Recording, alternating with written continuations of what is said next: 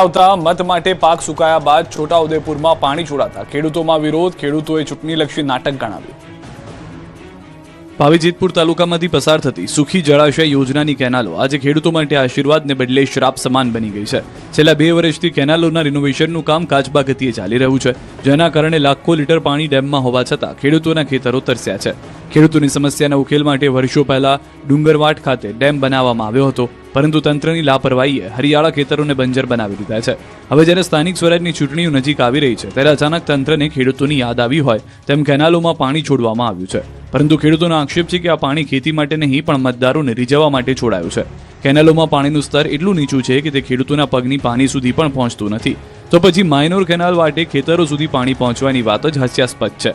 મોંઘા ભાવના બિયારણ અને ખાતર નાખીને વાવેલો પાક પાણીના અભાવે સુકાઈ ગયો છે, ત્યારે હવે આ પાણી ખેડૂતો માટે કોઈ કામનું નથી.